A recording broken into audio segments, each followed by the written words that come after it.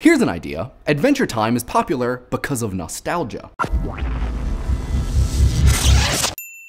Adventure Time, come on and grab your friends, is a kids' television show on the Cartoon Network. It stars Jake the dog and Finn the human and was created by bearded human Pendleton Ward, pictured here wearing some awesome glasses. It's set in the magical land of Ooo and its many kingdoms, which are home to candy people, animals, and a whole cast of generally weird but also adorable characters. My personal favorite is the Snow Golem. As one might suspect, the general thrust of Adventure Time is adventures. Finn and Jake are best buds who go on all manner of moral, ethical, and totally mathematical escapades. You're terrible at math. They rescue princesses, fight giant monsters, protect the innocent, and have a strong dislike of evil dudes. And they are very popular amongst not only kids, but also a huge contingent of honest-to-glob, growed-up adults. Now, if you're a kid, Adventure Time probably looks a lot like the inside of your head. Exciting sights, magical objects, and impossibly terrifying things. But if you're an adult, Adventure Time is like remembering your childhood. Fighting to be taken seriously, constant encounters with new and unfamiliar challenges,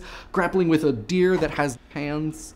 Creepy. For many adults, the core appeal of Adventure Time is its nostalgia. Not like Instagram filters or cassette tapes post-irony nostalgia, but more like classical nostalgia, a pain or an ache for a time past that you can't recreate. While we usually think of its roots as in culture or the arts, nostalgia was actually born in 1688 as a medical diagnosis for Swiss soldiers wishing to return home. It's this wily emotion that's a mix of good and bad. At the same time that you're fondly remembering something, you're also confronted with the fact that it's gone, or unattainable. From its origins, nostalgia weaseled its way into everything from art to politics to industrial design. You name it, someone thinks that the thing that came before it was better. Along the way, it transformed from medical nostalgia into poetic or romantic nostalgia, from a disease that could be cured with leeches to a feeling that could be evoked by a young kid in an animal hat. In Nostalgia of the Future, Svetlana Boym writes, "The object of romantic nostalgia must be beyond the present space of our experience, somewhere in the twilight of the past, or on an island of utopia where time has happily stopped, as on an antique clock." I can definitely remember a twilight of the past with imaginary friends, tree houses, magical weapons, and if given the chance, I'd happily stop there. Adventure Time is perfectly romantically nostalgic for childhood. But so are a lot of other shows, like Foster's Home for Imaginary Friends, The Amazing Adventures of Gumball, and even Rugrats. Sort of. What is it about Adventure Time that makes it so well liked, especially by not kids? Here's where it gets a little complicated. It's because at the same time we, the audience, are experiencing nostalgia, so too are the characters in Adventure Time. It's nostalgia within nostalgia. It's a nostalgia-ception. Take a look at some of the clues. There was a mysterious, devastating mushroom war. A lot of the characters, especially Marceline and the Ice King, have this unexplained, evolving, wish it were still the good old days past. The landscape is littered with human remains and technology, and in certain episodes you can even see a partially destroyed planet Earth in the sky. I mean, Finn is the last human, for glob's sake. That is, unless Susan Strong isn't a fish and you count the Ice King as never mind. Adventure Time is a fun, adventurous kids show with a history, a potentially very dark history.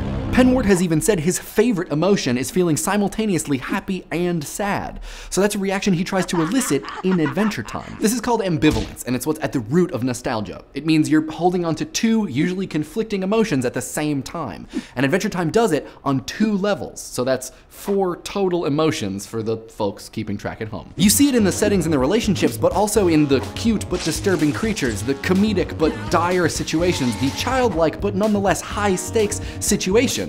It's in the show, but it's also experienced by the audience. All these things contribute to capital D drama. Not like lowercase d drama, which is what LSP gets herself involved in. Yeah, guess what? Slime Princess is in the park, and she's like talking to a new nice king, and he's like totally single. Which by itself definitely doesn't make a good show, but combined with the creator's amazing imagination and character design makes maybe the best animated show ever. I'm biased, I really like Adventure Time. But seriously, I know more adults than kids who watch Adventure Time, including my mom, So that has to mean something. Yes, adults watch cartoons, but that's not the interesting part. The interesting part is that most of the cartoons adults watch are made for adults. The Simpsons, Bob's Burgers, Family Guy, South Park, even most anime. Adult situations, adult humor, and maybe with the exception of anime, very little emotional depth. But man, when Finn hugs the flame princess wrapped up in a tinfoil burrito, it's too much. It's just too much. My Little Pony is maybe the only other close comparison, but its popularity is because of a whole other thing that we talk about in a video that you should watch. Adventure Time is maybe the closest television comes to classic fairy tales, exhibiting a combo of terror and humor, excitement and fear that are the very hallmarks of childhood. Or maybe I just have a playground crush on Marceline. What do you guys think? Does Adventure Time make you kind of sad? And is that why you like it? Let us know in the comments. And if you're feeling ambivalent about subscribing, you could just subscribe or not. Whatever. Yes, I grew a silly mustache. Let's see what you guys had to say about YouTube and education. We were really lucky to hear from Brady of Periodic Videos fame about last week's episode. He sent us this clip. Hey there, Mike, I saw your video. You know, it's so hard to measure or not whether YouTube is making people smarter. We all drown in viewing statistics, but what do they tell us? I'd like to show you some photos. This is Eddie from Arkansas, and his Christmas present was a signed photo from the scientists on the Periodic Videos channel. And this is Eduardo from Italy. His 10th birthday wish was to come to the University of Nottingham in England and meet his YouTube heroes. And we seem to have countless stories like this, new things coming up all the time. Now this shows that these people are listening, they're really engaged. And if they're listening this closely, they must at least be on their way to learning. Thanks so much, Brady, for sending us that awesome clip. MC7738 is a high school biology teacher who says that YouTube is indispensable in the classroom, especially considering how dry a lot of the textbooks are. If my high school experience is any indication, that sounds about right. Euclid's Paradox makes a really good point that YouTube allows you to sort of introduce yourself to a lot of different ideas without getting super invested and spending a lot of time, which is really interesting and a good point. To all of our Lithuanian fans, a big labas. Did I do okay? Did I do that all right? Let me know.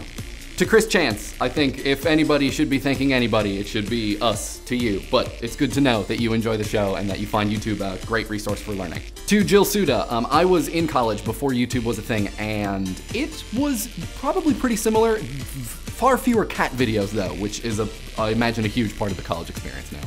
And if you're curious about the music that you've been listening to, this is Grave Arcade Official's remix of the 5-minute long video where all I said was GIF and GIF. If you would like to listen to it or download it, click on my face.